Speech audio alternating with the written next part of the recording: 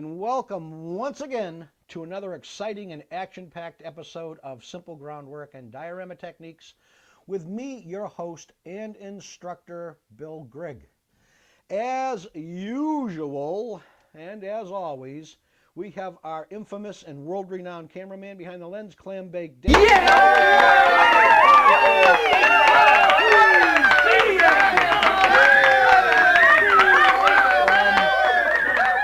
This is episode 38.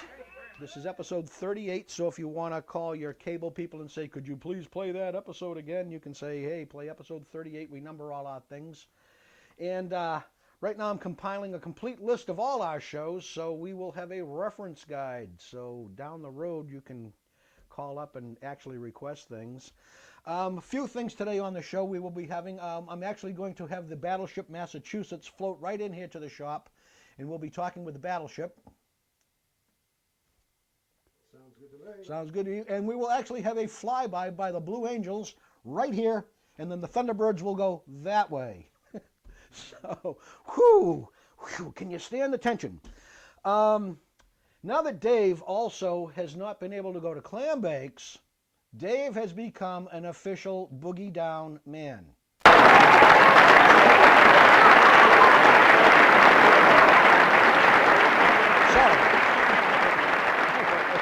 Why do I say these things? Well, I know it. Now we're just going to do this, Dave. I'm just going to do this all day long in the show, and we'll put some funky music behind it. So listen, I believe in episode 37, I talked to you about getting back into a project. If you have been building something, you set it down, you know, life gets in the way, and the kids climb in your hair, and whatever the case may be. But you know, getting back into a project, you know, I know a lot of my fellow modelers, they build things, and you know, like me, I am fortunate enough to have a workshop where I have this desk, a desk way over there. I have 1, 2, 3, 4 spots to build over there, so I'm able to multitask within my projects. And like I was saying, you know, if you are that type of a builder and you have 4 or 5 things going on, it might not be a bad idea on your instruction sheets to take some notes for colors that you used or mixes that you used, or, you know, I need to do this, I need to glue my tires together, then I need to glue my wings together. You can make little notes for yourself just so you keep your brain straight in all these multi-projects. So that's what I kind of did on 37, is I kind of went back into the C47 box, and we do have our infamous rising from the depths of the darkness, the infamous spooky gunship. No glare? No glare. No glare. Very good. I'm getting pretty good holding this stuff up. Nubby the gnome is on vacation. He's gone back north, so I can't say, Nubby, bring me something, because he's not here. So, you know, you can't rely on gnomes nowadays. Folks, good advice. Never employ a gnome. Stop it. No gnomes for hire. We have a sign right outside. So I kind of on 37 got my brain back to where I should be on this 47. So what I want to do now is I want to install the cabin floor and see if I can get some of the get the mini guns in on top of this and things like that. And if I can't while this is drying, then I want to show you some other things that you need to do. If you're building straight out of the box, this is a way to build a better straight out of the box presentation. Of course, if you don't care about this stuff, just take it, cut it off the trees, glue it in place, and have a good time for yourselves. This is what modeling should be. Modeling should be an enjoyable experience. So what I've done now is I've gone in, and I'll show you on the other piece here. We have our female receptor points right here, right there, right there. And what I've done on the opposite side is I've taken the floorboard, the interior, lined it up, put it in place. Now, before I do any gluing, what I want to do is I want to take these 2 pieces and put them together and see if my floor fits. So when I get to a point where I've got glue all around this fuselage, which you can see is an enormous run, folks. Look at it, it's an enormous run all the way here, all the way up, all the way down. That's an enormous run of glue. I want to make sure that everything is tight and just pops into place once I get this done. Why am I having trouble with the rear end here? See, this is not a time to have glue on something and be going, why isn't this fitting? And truly, why is this not fitting? Everything else is fitting. What the heck's going on here? I might be in the wrong spot. What I will do for that is this, switch positions. Yep, that's it. That's it. And now do it this way. The reason I wanted to go to the opposite side, wow, there is something seriously wrong here.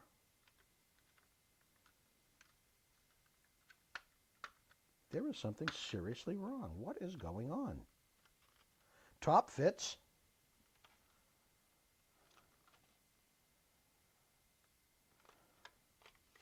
Oh, this is crazy. What the heck is going on? That's in the right spot. All right, once again, you can see the process here, folks. You can see the whole process. But it is essential that you find this out now and not when you have glue. What is going... Hello. Well, something snapped into place there, didn't it? There it is. There it is. This is what I'm looking for. See, tight seams, tight seams, tight seams. Everything fits. Okay, so now that I know this is going to fit, now lay it down. Take your top off. Placing these guns is going to be next to impossible. I need to go the opposite side.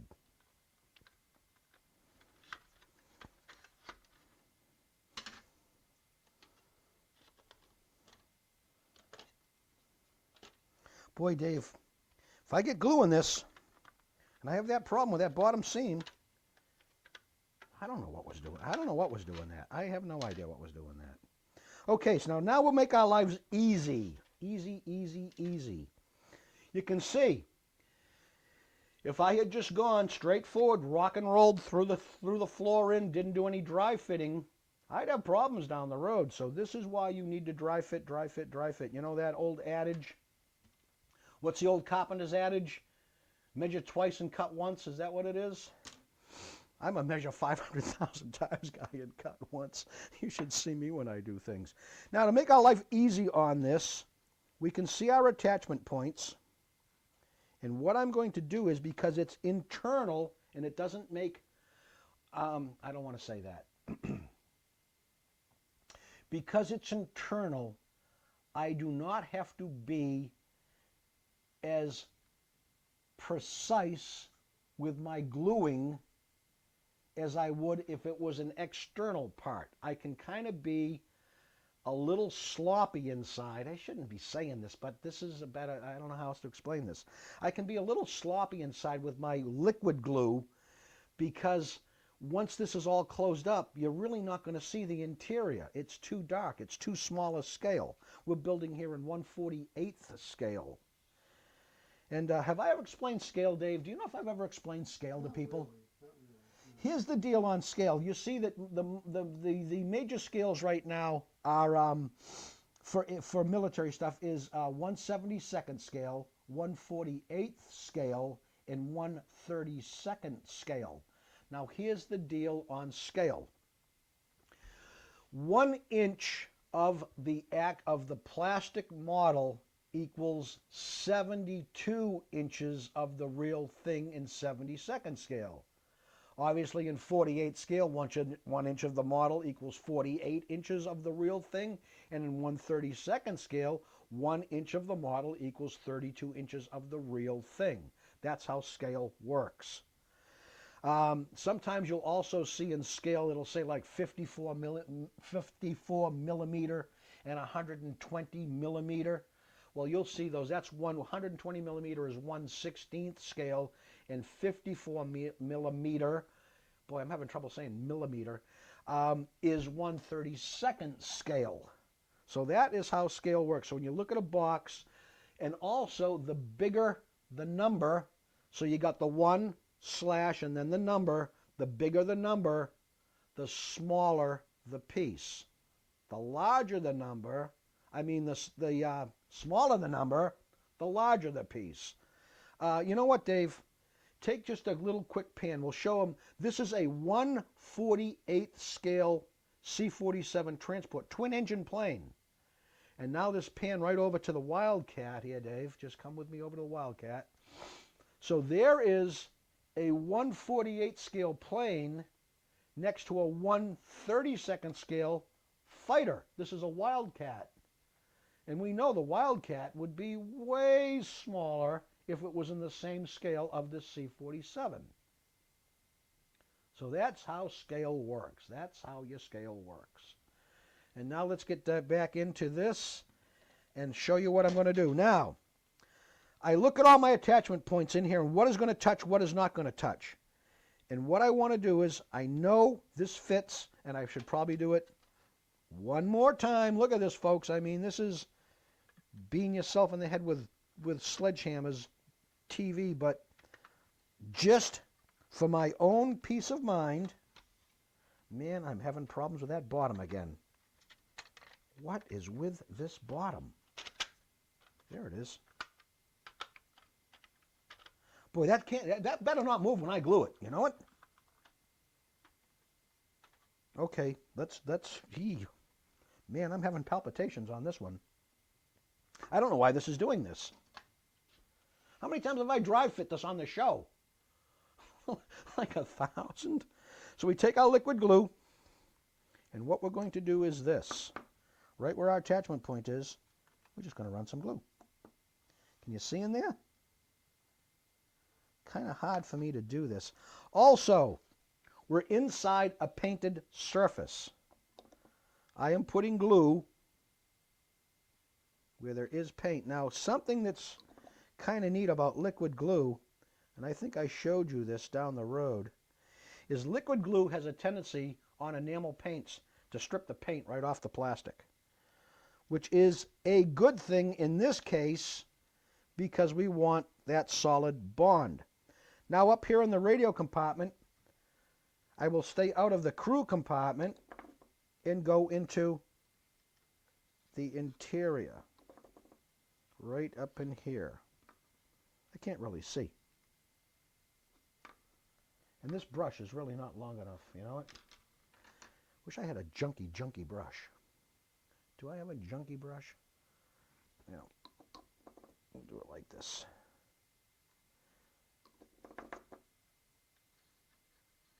Okay. All our points now along the bottom here, and these attachment points.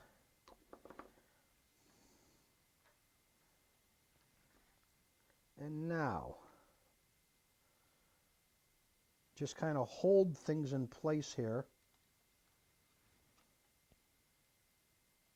I'm going to set it down because I've got to do this. This has got to be right and precise, folks. Now what I'm doing here is, let's see if I can turn this so you can see what I'm doing.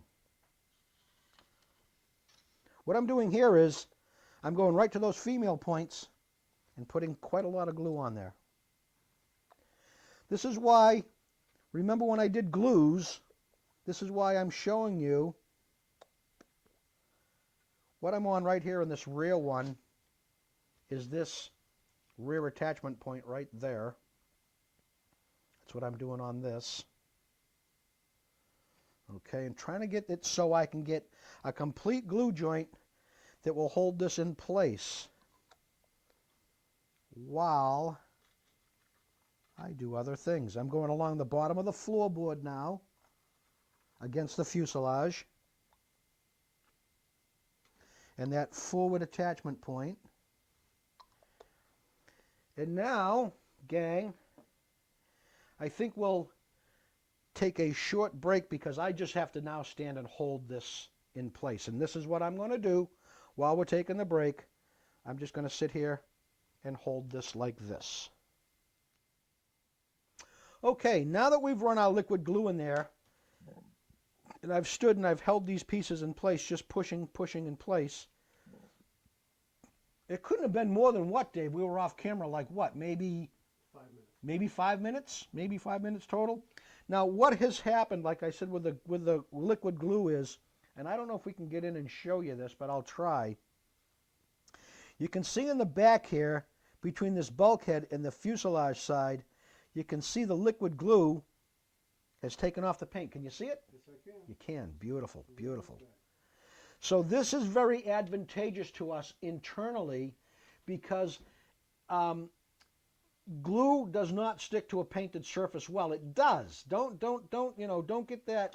I've got to get the paint off of my mating surfaces. No, you really truly don't need to do that. But in practice, it is a good practice to do that. But geez, if this was something that showed, how do you scrape a little teeny tiny portion of the width of this plastic and not attack either side of your paint? That's almost an impossible thing to do. So as long as it's internal, that's all well and good. So now while this, I just want this to sit a little bit longer before I do anything else to it, just in case I start to. Now you can see this. Seriously, Dave, huh? What? 5 minutes maybe, right? Look at folks. Look at it. That liquid glue is holding, but I still want an insurance policy while this happens. So I will set this down and go to another important piece of an aircraft that most modelers overlook. I say all the time that I competition build, and I do. I enter contests constantly in the New England area. And I've been a judge. I've been chief judge for a really long time for a club called South Shore Scale Modelers. I was chief judge for them for a long time. And one thing that I noticed, judging is a good way of teaching yourself correct construction techniques. In other words, your basics. All those years I taught martial arts, I realized that by teaching the basics to students over and over and over, and it really got to be like punch yourself in the head. I can't show this kid this front two knuckle punch anymore. But you noticed in this teaching that maybe he's sticking his butt out a little bit when he punches, and then you look at yourself in the mirror and you realize, geez, I'm sticking my butt out a little bit when I punch. So you self-correct. That's what I'm getting at, is judging helps me self-correct and become a better model maker because I see the flaws in other people's work. Therefore, I reflect that back upon my own work and say, geez, these are something I do. Now, one thing that I see a lot, and this is good for basic models. Now, again, folks, believe me, if you don't care about this, don't do it. But I have to because I competition build. I'm going to go to the gear, the landing gear here, and cut out one piece. As usual. Oh, that's a tough cut. That's a tough cut. Maybe I'll do that with a knife. And I'll show you how I do that, gang. Keep my knives right here. Get up on this so you can see what I'm doing. Now what I have here is I have an attachment point that comes down into a V. Now to cut this out like this, is that possible? No, that's not possible. So what I'm going to do now is go in here with my knife and just take a little. Notice I'm not going in and going, I'm going in and pushing on the point. If it takes 3 or 4 times, that's what I want to do. But I don't want to take this and go across this. I just want to get in and push. See how I wiggle the knife? With my number 11 blade. Here we go. There it is. It's out. It's out. Beautiful. Now, because of the mold making process, the way models are made, obviously 2 pieces have come together to form this piece. Now what's going to happen when the 2 pieces come together? You're going to get a seam line. Now because of the way we've been painting and things, we will have a seam line that runs down the outside of all these legs. So what do we do about that? Well, that is really pretty simple. We take a low-grade sandpaper,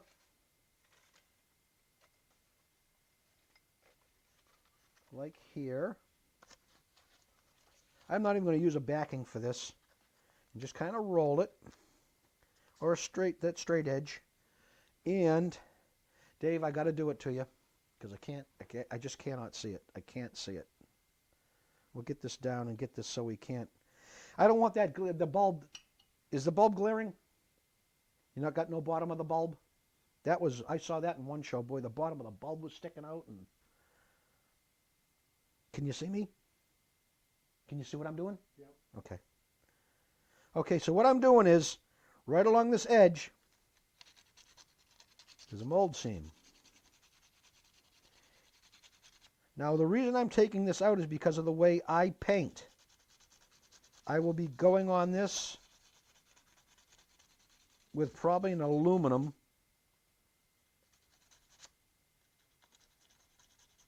And as anybody that builds knows, metallic paints show up flaws like tremendously.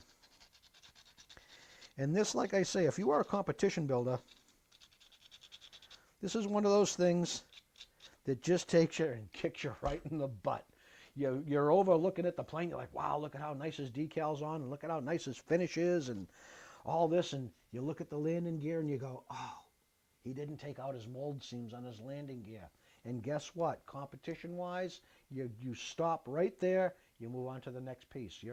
He's pretty much all done, unless it comes down to a point where you're having a real hard decision to make. Everything on the table is so well done that you just need to find one little flaw. But that's pretty good. Ooh. And you'll actually see it, folks. You'll actually see when you clean up a mold seam, you'll actually see the plastic change colors. That's pretty good. Now, to get inside and do this, I want to use, where'd it go? Oh, by the way, I keep all my, this is just something interesting. I keep all my files just in one little spot here. Here's what I'm looking for. Put it under that light. I'm going to use a round file and go inside. Now, the reason I'm using a round file is because of this thin point. I can get pretty tight up into the inside of this and clean up that seam. And the same thing here. Now I'd go along the whole inside edge. And you can see the seam come out because you can see the color change between the two pieces of plastic.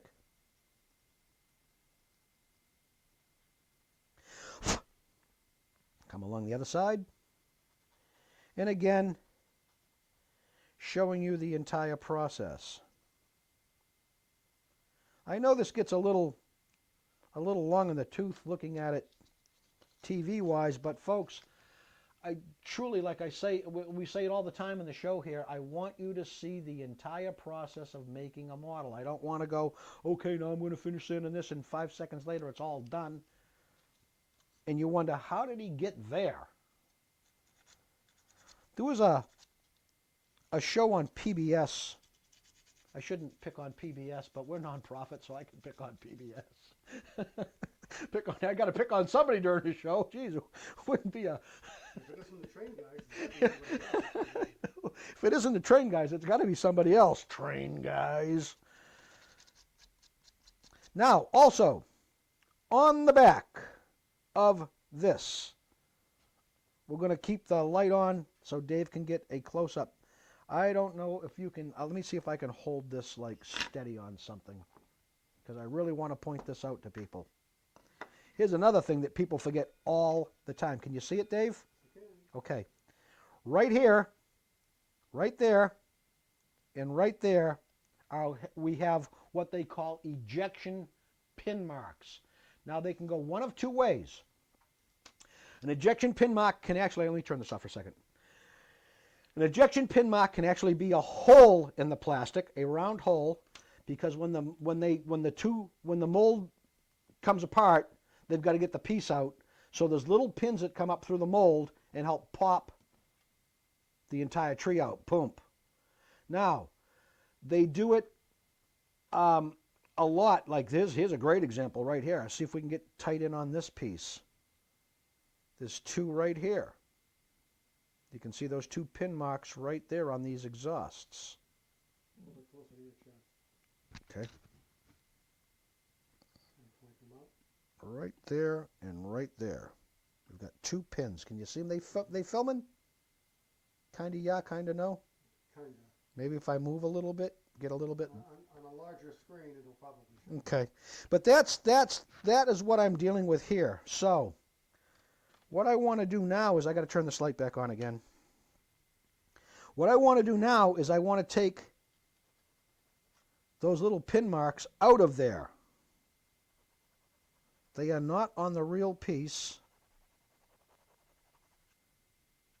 Now, one thing you need to do, these pin marks happen to be sticking up like my thumb. Okay?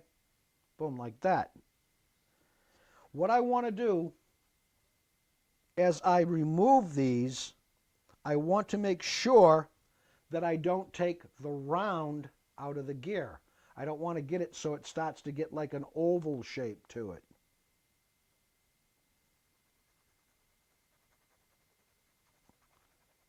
So just this little piece of gear, you can see, can be a time-consuming process. And I don't know how many times I'm going to say this, but I'll say it probably a million times and a million times more. This requires a lot of patience to be done, I shouldn't say correctly, but to get to, what's a good word to use and not sound like an elitist jerk? To get to not a better standard of building, but a more quality piece. It has a more pleasing view, I guess, when you look at it or something. I really don't know what I want to say here. Maybe I'll just not say anything. But you can see these pins require a lot of work. And guess what? There's 4 of them. So I'm not going to show you all 4. I won't clean up all 4 because, God, you'll be sending cruise missiles at me. Honey, break out the stash of cruise missiles we have in the garage. Man, that is a bugger coming out right there. See, also, I've got a compression ring around where the oleo and the strut come together. There'll be a V piece, and that's like your shock absorber in your landing gear, for lack of better words. Boy, Dave, that is fighting me every inch of the way. That looks pretty good. And now, let's just do the rest of the piece. Getting inside everything.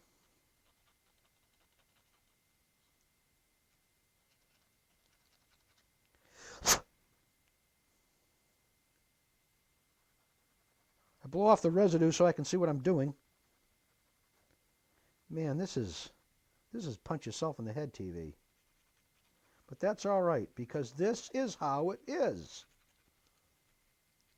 Dave and I say that sometimes, you know. We say, my God, that segment where you were doing whatever, oh my God, that was just like tedious forever. But yeah, it was tedious forever, but I want you to see how it's done. Okay, that looks pretty good. So what we were going to do is now we would take the second one out, we'd clean up the second one, but just for show purposes, I'm not going to do that. Whoops. Well, I was planting grass. Look at that. I was planting grass. Now, get out your trusty old clothespin. Go to a spot where you know there's not going to be an attachment point, like one of these little pinnies sticking out right there. Put it on, and guess what we're going to do? Woohoo! We're going to paint. We're going to paint. And we're going to go into that lovely realm that exciting, breathtaking realm of PBM. PBM Stir. and stir your paint. Ah! God, he's going to stir paint on TV again. That's right. Oh, was that the Thunderbirds? Went by pretty fast. They went by awful fast. See, I told you they'd be here. Oh, I must have just used this. This is very nice. Very, very, very nice. I'm going to actually go and get a new piece of non-absorbent paper. Look at that. I am living La Vida Loca.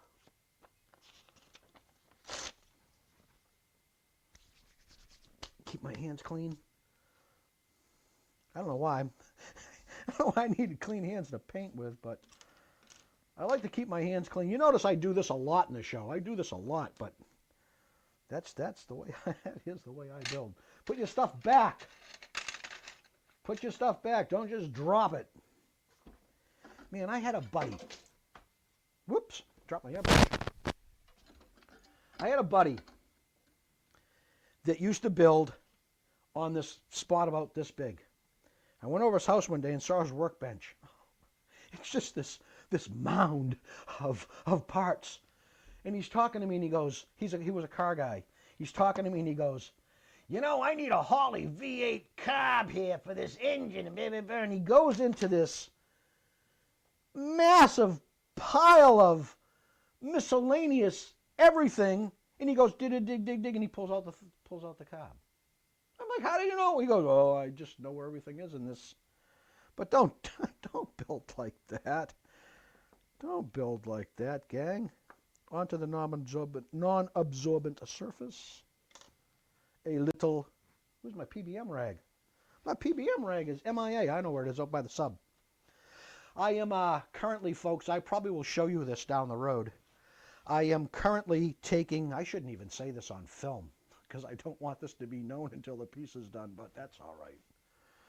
I'm currently taking a 1/72nd scale U-boat that the Winter Garden railings in the kit when it arrived were really bashed to pieces. And to fix it, I just didn't know how I was going to do that and keep it looking really neat and clean without hours of putting this tedious railing back together around my Winter Garden. It was I just couldn't see it happening. So I'm taking a 7-boat, a U7C, a U-boat 7C, and I'm going to scuttle it and put it at the bottom of the ocean. So I'll probably will be showing you that down the road.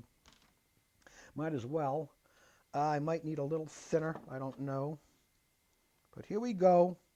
And oh, take a look at the paintbrush tip. That's the brush I'm using. Good? Yeah. Okay. And now down onto the piece.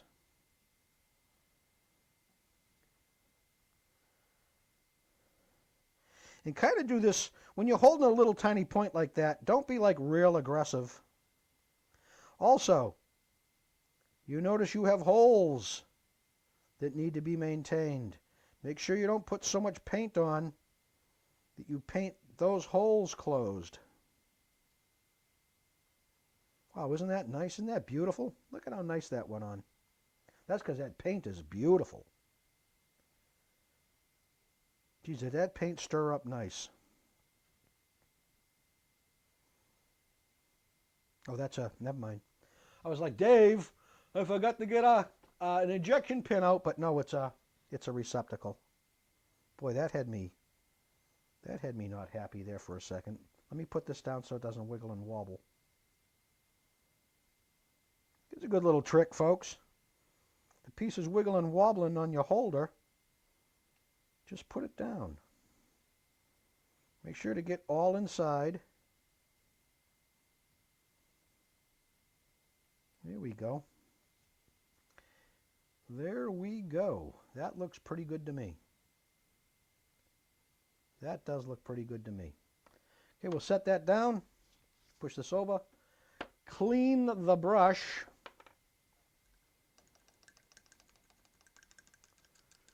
And then I shall take a look. We'll take a quick little break. I'll go grab those minigun pieces just so you don't have to follow me over there. And I got to go get that rag. I got to get my rag. Okay. Close up your bottle. Always close everything up. Close everything up. Put your stuff back where you know where it is. I kind of have a tendency to keep things in one area all the time. Like I said, give me 2 seconds and let me go get my minigun pieces. I'll be right back. Okay, so this is the next step that we're going to be doing. Because of the way I glued my floor into my fuselage, see, in reality, Dave and I, while we were off camera, we were discussing this, I really, truly should have joined that floorboard to this side of the fuselage. I really should have. This was really my main receptor points, and those points that I put them on were secondary. I think that's why I was having trouble with that bottom seam fit. But that, I don't get that at all, why we had trouble with that bottom seam fit. That mystifies me. But anyhow, I should have been over here. But because of the minigun placement through the windows, I didn't want to do that, because if I was off, let's say I'm off, right, and I don't get my guns placed correctly, now I take my fuselage, I put this on, and my guns are hitting here. That's bad, guys. Now you got to rip up things apart, and it just becomes a mess. So, like I say, even if you're not cleaning seams, and even if you're not painting things, and even if you're not dry brushing and highlighting and washing and doing all these things, you're building strictly straight out of the box. This is something that would screw you if you were not doing advanced techniques or not. It wouldn't make any difference. This would put you behind the 8 ball, So I'm doing that step. I've got everything painted. Now it looks like you just take this and, wow, man, boy, Dave, is the lights different or something here? I can't see anything. I gotta see what I'm doing. I can't clip this wrong.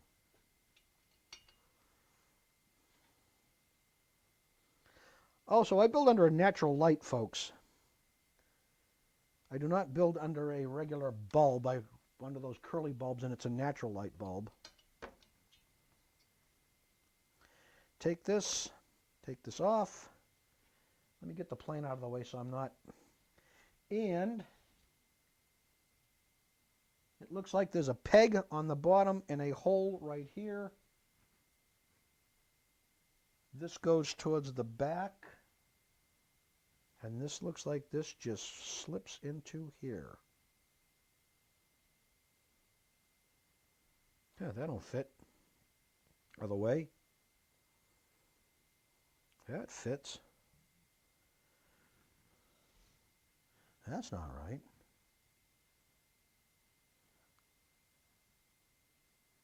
That mounts to the front round piece. That don't fit. Oh, what an idiot. Never mind. Never mind, folks. Bill being a dope. Oh, there we go. Now, that compression fit in there pretty good, but even though compression fit in there pretty good, I am still going to take... Are you kidding me? How can I have something that I was just using MIA? Well, geez, that was one of those things. It was a mystery in life, and it happened to be sitting right in front of our faces. Even though, like I said, the gun compression fits into the little hole there very good, just for insurance, I'm just going to put a little tiny drop of liquid glue in there. Where am I going to get it at it, though? Right there. Right there. Okay, now close that up. And now we are going to take a look, and we're going to just do this real quick. We'll show you this. We'll come on to the instruction sheet again and go right here. There's the placement of my guns. Okay? There's the placement of my guns. So that is what we shall do now. Take that. Grab the big glue. And I'm probably going to have to do this with tweezers. Boy, I got nothing. See, here's something, folks, to think about. Because I am a multi-project guy, like I said, workbench there, workbench there, workbench there, workbench there. A lot of times my tools are spread all over the place. So when we do the show, a lot of times I get ready to do something, and I'm like, where did that go? What I'd really like to be using is my big black curved tweezers, but I don't want to go looking for them. Probably should. Like I say, do things the way I tell you to, not the way I do things. Don't build like me. For the most part, don't build like me. Unless, of course, you're a train guy. And then you build in the mystery realm of things. That actually falls into Ripley's Believe It or Not. Okay, now, I know for a fact one gun sticks out this window because I had to cut it out specifically. And I believe they fit right there, just like this. This is what I'm looking for. I don't know if you can get an interior shot of that.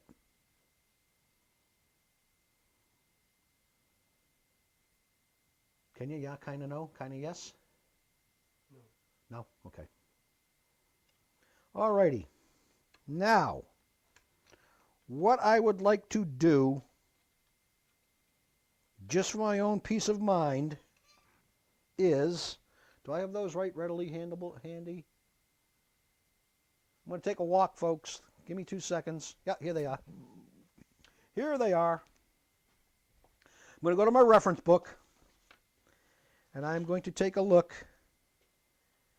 just for my own peace of mind, to see how far these guns actually stick out the side of the plane. And it does. It looks like they stick right out that window. So I can put that nice and close to that window. Yep. I'd say 3/4 of the barrel of the minigun sticks out the window. So, but that's because I went and checked my reference pictures. This is what's good to have reference pictures. You know, guys, if you don't know a lot of books, you can obviously go on the web and look all this stuff up. There's so much information on the web for correct building, historically correct. It's absolutely overwhelming. It is. I shouldn't say absolutely overwhelming. It is overwhelming. There is so much information out there. Now, taking the other glue, make sure I'm getting glue out. I will put glue all over the bottom of this. And like I said before, gang, remember, you don't want to get a painted surface to a painted surface gluing. This is fine. This is going to work just fine. And there it is, and you just turn it around and take a little look-see and center the gun in the window. There we go. Center that in the window. And I'm going to go inside now with my tweezer, and without moving the piece, I'm going to push the glue part down. Can you see it? I don't know if you can see it. Can you see it? I just want to push this down in place a little bit. And once again, before I go into my next piece, I want to make sure that gun is in the window, centered. And that is pretty good. You can see it sticking out. And there we are. Now, according to the instructions, it's the next 2 windows down. So again, we will do the exact same thing. Wish I had someplace I could lean this without it staying. There we go, that's good. Take my next 2 pieces right here, cut off my guns.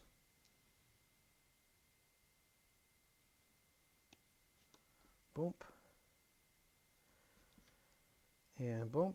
I don't usually paint pieces on the tree like this, but because of these attachment points and them being internal, I didn't have to worry about where I cut cut my piece off and there being a blank piece of plastic. It's inside. You're never going to see this. And again, into here, you can see, I might as well show them this too. You can see that little tab right there, and you can see this hole right there, and that's where that fits into. Now I could take and put a little drop of glue in there, but I like to do this instead, just for the mere fact. There we go. Wow, is that nice? That fit in nice. That fit in nice in a little liquid glue. This time I can find it. Wow. This is just insurance. That's all I'm doing this for. Just insurance policy.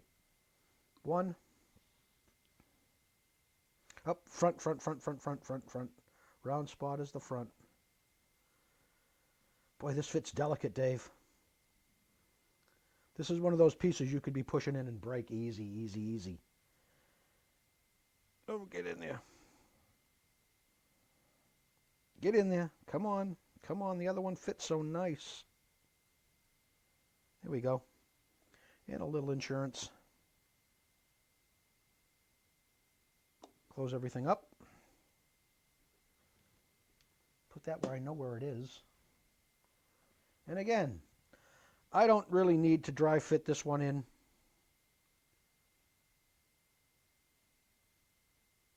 Because I know it's going in the center of that window. Grab your tweezers and place the weapon.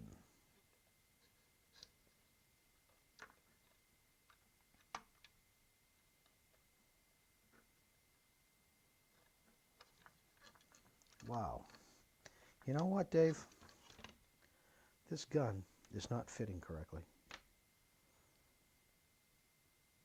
There it is. There it is. That little bit of glue that I put in there, that liquid glue, helped me push that down in. It gave me a little lubrication. Because that wasn't fitting in the window. And again, try to center the weapon. Come on over, push over. And a little pressure. And a little pressure right here. Now, boy, these don't. Hello. There we go. There we go. Yep, there we go. That needs to be pushed back a little bit. Come on, baby. Just back a little bit. You want these. I noticed in the pictures, they all stick out the exact same position. So what I'm doing now is I'm looking down and I'm making sure I got a 90 degree on my weapon. My weapon isn't pointed this way or that way as I glue these in place. Also, I don't want one barrel sticking out further than the other barrel. By my reference pictures, they were all dead nut even. Now that may not be the case in reality, but that's what I assessed from my reference pictures. And because I'm using the glue that's in this little black container here, my weapons pods are gluing in place like really nice. And all three are in their place. Here we go. Whoops, get in the middle. Get in the middle. Again, check it. Whoa, that's way off. Get over there. And you know something? I think I'm having the same problem with this weapon that I had with the other one. There it is. Yep. Here we go. That's way better. Way better. Mr. Way Better. And you can see this is not, again, this is not a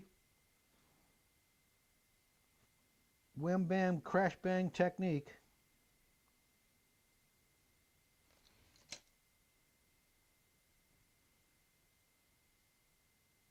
This one could go out a little bit further.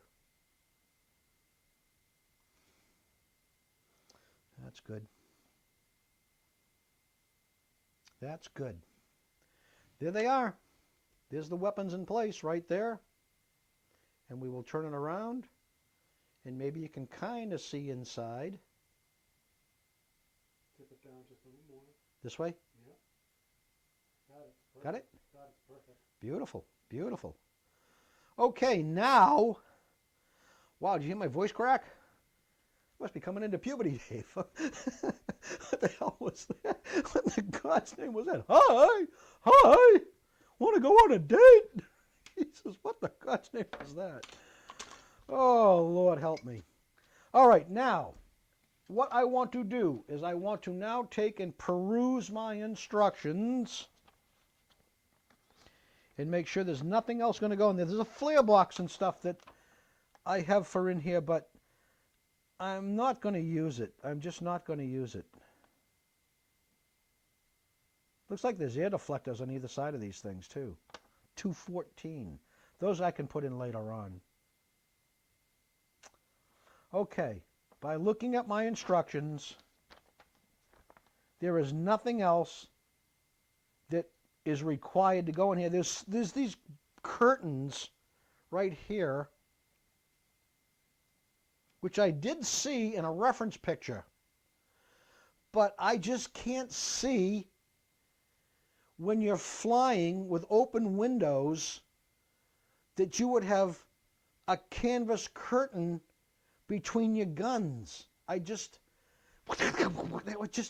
don't see these. And also in all the reference pictures that I saw, although I didn't see any reference pictures with the plane actually in flight, but all the reference pictures I saw of interiors with miniguns, these curtains seemed to be tied in place. You could see like it wasn't just like one tie holding it so they could deploy it. It was just like there was several tie downs, and it seemed like they tied them in place. I don't know what that would even be for, unless it was at night and you didn't want the flash going off or something like that. I don't know. I don't know. Okay, so now that we've done that, again, we're going to dry fit the fuselage. Oh, this is beautiful. No problems now. I don't know what that was fighting me for. Oh, this is great. Let's glue it, and then we'll say goodbye. Because we are down to like what, 5 minutes, Dave? 4 minutes? 4 minutes? Okay, I got a little nubby right here that I want to take off. Got a little nub right there that I want to take off. Take a quick look. I tell you what, just to be safe, I am going to block off any detail that may be affected by this. Right around that nub. Just want to see, I want to show you what I did. Right there. Get it close. 3 minutes. Get that little nub. And I'm going to just knock this nub down. I want to do this before I put the fuselage together.